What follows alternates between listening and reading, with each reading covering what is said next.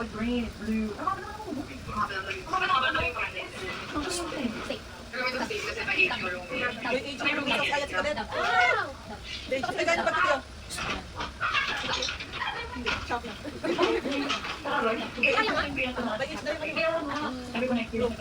Pagpasok namin, nag-usap ulit kami. Sabi ko, before, nung nagsisimula pa lang kami, yung ganitong room, kasi siya for kakapit. Hati-hati na kami. Tapos dalawang single bed. Pinagdikit na namin para kumain kami lahat. Sige, tapos namin. Pero nakakapag-usap sa buhay na paala namin isa kaya namin gawin. Pinatalaga na kami na lahat. Kaya yung mga ngayon napaka-conflict. Silang talaga, silang dalawang inayo. Oo, kasi nga ano silang Bisayan. Saka ano, wala nang pakialam kung naririnig ako ng kapitbahay ko. Ako hindi ako makakapit. Wala nang pakialam talaga. Pero sobrang nahihiya ako pero sa pinang talaga. Kasi nasa 20th birthday. dito ka na, Meg. Ano ba na?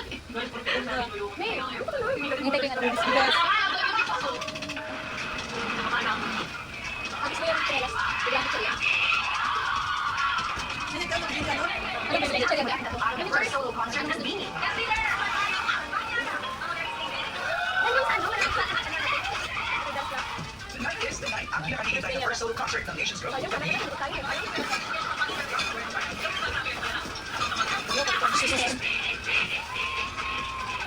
Next. Ito yung tablong.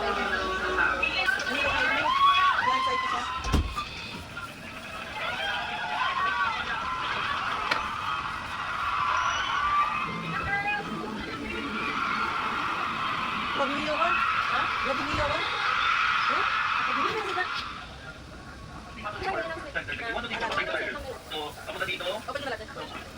Concept talaga. So, yung ID, ito yung talagang pinaghandaan ng sport. Like, parang nandito na, ito na yung kabuuan na nakakapinaghirapan namin dito nakikita. Ano pa makakaisip ng bagong pakulo sa mga shows na nagawa niyo? Pero mahirap kayo kumibigyan ng flavor para bago sa mata. Kasi ilang beses rin kami. Pero sila pag-punta ba? Oo, sabi ko. Kaya po ako naman nga kakag nga din. Huwag ako po nung gagawin super hindi maiwasan ako. Kailangan din namin itong push. Kailangan namin makita yung kung sino talaga kami. Pero sa small level namin siya everyday kami.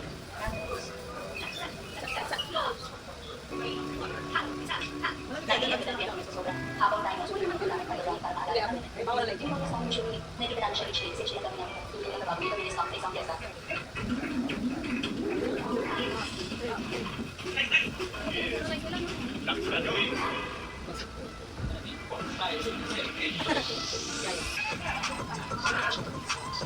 Super happy ko kasi yung mga nakuha po namin dancers, besties po namin sila tawagin. Tinitikan namin sila parang partner ng grupo. Ang saya-saya namin, ang saya ng bonding po. Sila natin sa dancer. Sila napagin nila sila.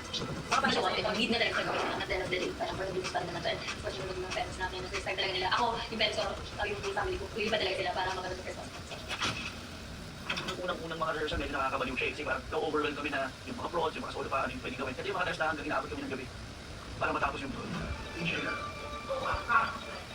Nakuha ko din iniisip yung pakiramdam ng dress na yung magaan yung pakiramdam nila pag nila yung buong show. Pero sobrang naikihan po talaga kami sa time namin, sa preparation namin. Ako parang hindi ko pa ma-imagine yung buong show. Parang medyo imposible pa siya eh. It was our first ever solo one with a big crowd, and obviously with higher numbers, higher expectations. So, nakakabata.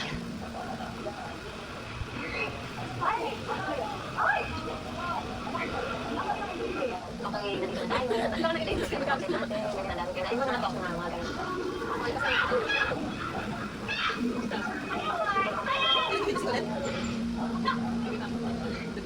Ito, sobrang cheesy. Pinanggan sabi na ng taon. At nagka-porn siya before. Kasi hindi pa lang sobrang close naman.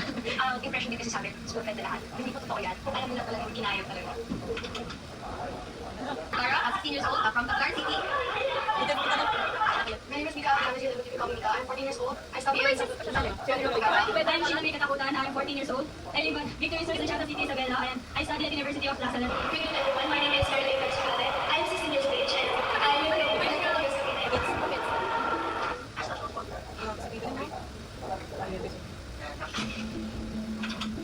Division started before 29. At the time, ang lalaki din si Kim kung international rin, gagawa tayo ng isang grupo. In addition of yung mga sumikat ng mga Asian acts like BTS, Blackpink, na talagang we have a respecting discipline and yung ready to be launched into the international arena. Ang audition sa Star Hunt. Ang objective niya is audition ka naman pumunta sa iba't ibang lugar sa Pilipinas na pumunta sa ibang bansa para makahanap ng mga sasali sa iba't ibang programa ng ABS-CBN. Yung reality show, Showtime, The Voice, Indeed, PBB. Dito rin nasimula ang Bini. May secret project pa si Direk Loren at secretly pumipili na siya doon sa mga auditionees ng Star. Tawag namin yung kunting project kay Mami. So we wanted a Filipino group babalandra yung talent ng Filipinos to sing in classes. I've always believed, even at the time, tayo lang naman, we are natural singers. Dapat, meron talaga tayo representation. Kita po namin ni Mami yung poster sa Star. Kasi nga ni, siya yung nagsabi sa akin, tinanong niya ako, sabi na, gusto mo mag-audition sa Araneta. Ayaw lang pumayag kasi nga yung pag-aaral ko, ayaw lang may store mo. Pero, nung time na may sinend sa akin na art card about sa audition ng Star, parang sobrang affected ako ngayon, hindi ako pinayagan. Humiyak po talaga ako doon sa terrace namin. Parang meron silang iba na, parang gusto ko talaga gawin to. Wala po ako bakit mag-audition, wala po talaga. Kasi meron akong graduate no, dalawang babae. Kasi isang year nag-audition siya sa PBB. Nung interview siya, napakita na meron daw siya dance. So, yung Star Hunt, nakita kami. From the top, my friend messaged me saying na may audition. O yung nag-print ng papers, pinasign ko lang ako sa mom ko. Because I was 14. Actually, before ko pa siya nalaman, super active pa na ako ng PBB. Wala talaga akong guts na mag-join ng audition before. Pero hindi ako, hindi naman ako makatas kasi yung until yung grand audition. Yung kapatid ko, siya rin nag-audition. Siguro pangatong audition nila to. Sinamahan ko siya for moral support. Sabi ni Mama, audition ka na din. Sabi ko, ayoko. Pero sabi niya, sige na, audition ka na, wala. Hindi lang, kung mag-audition sa buhong. Sobrang mahihain ko po. Hindi ako nag-audition sa mga ganun. Pero yung timeline talaga, gusto ko mag-audition. Inisip ko na lang sila, hindi ko sa buhong. Hinagap ako ng audition, hindi sa advice. So, biyahe pa ako. Pinyahe pa po namin 8 hours para lang sa audition. Sobrang daming tao. Pagdating namin CCM, ako dito ko ay una ako sa pila. Pagdating ko yung pakahaba ng pila. Isang araw kami kasi bawal lang lumabas na pumasok kami ng Aranete. Wala, sarili ko lang talaga dala ko lang. Tubig ko lang, and ko lang. It was like after until 2 a.m. Wala akong enough money, hindi ako kumain, hindi ako nakabili na lang ng tubig, hindi ako makaalis ng pila. Mag-isa lang ako. So, ay, eh, hindi ko lang ikip-akip yung paano. Kasi parang pag angel na parang ituloy mo yan. Nasa kasi namin nanonood, bigla ako pinakanta. Tapos sabi na, mag-audition na ako sa PBB. Ano bang choice ko? Sila na nag-decision para sa akin. Ako si Sheena, ang dancer na ako si Gwen, ang beautiful. Saan yung pili na kayo? Ano yan, parang mag-really housemate ako. Wala, hindi ako pinalad. Parang months after, nalimutan na. Hindi sila talaga. Hindi pa lang nila natin, makakintay pa lang na kantalan. Nag-uusap kami na, asan na po? Nakakatawa ko na nagpapaita ko sa'yo. Talaga, hindi mo pakatungkol ba? Bago sa 5 days elimination yung bootcamp. Hindi naman common yung sing and dance and actor or quite tough to look for people who can be found down. Pero kung yung bootcamp, to further bring them down. Mga kung kami siguro ang nakikita yung mga natin. So, 5 days na yun. Ano yung tanggalan? Kasi mga nakikita yung yung mga nakikita yung na pigla ka to, ang short lipid, nakatakong lapis, sasayaw kami. Napansin ko siya, malaki na naka-heels only.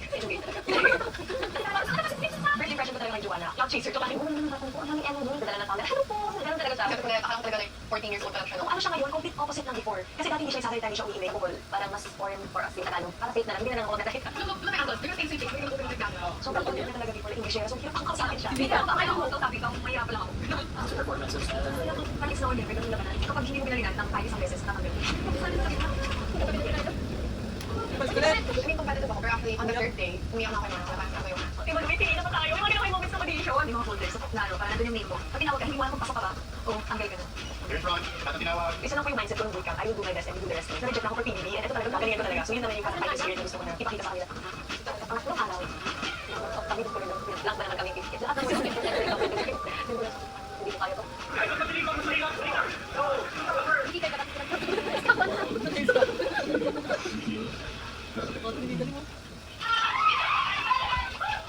kayo kami i-house ng 1 month lang po kakayanin kami. Na-excite po ako kasi after 14 years, shucks, mag-ano ako.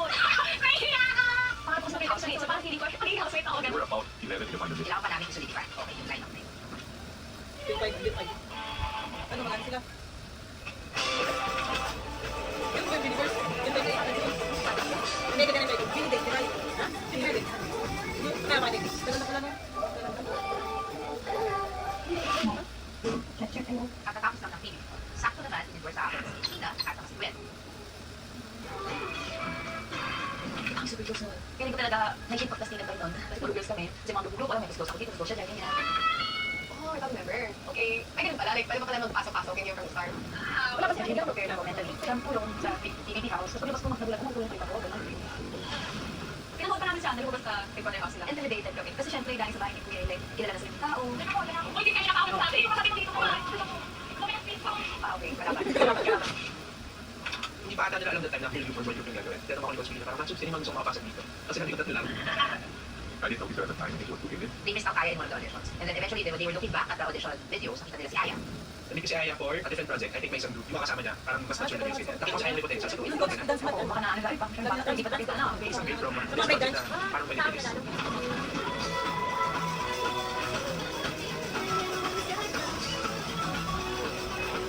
Ay, hindi kaya.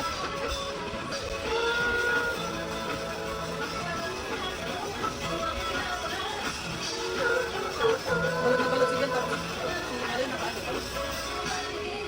Hi everyone, I am in audition for Hand Camp and I hope na makakasama. Kasi yung iba, sa bootcamp, and then pinasok na ako yung pinaka-last. Sobrang na-intimidate po ako kasi You have been here, so also you're reading. I'm doing.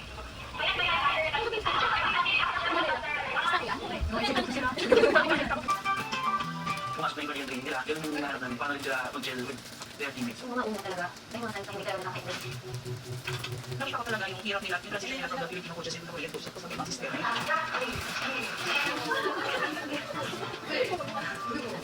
Ano yung during Korean training, I didn't know what to do na. Parang di ko ako, kaya talaga ako mag-adjust. Dahil sabi naman, yung namin natutulong sa game, sige na, is nag-start.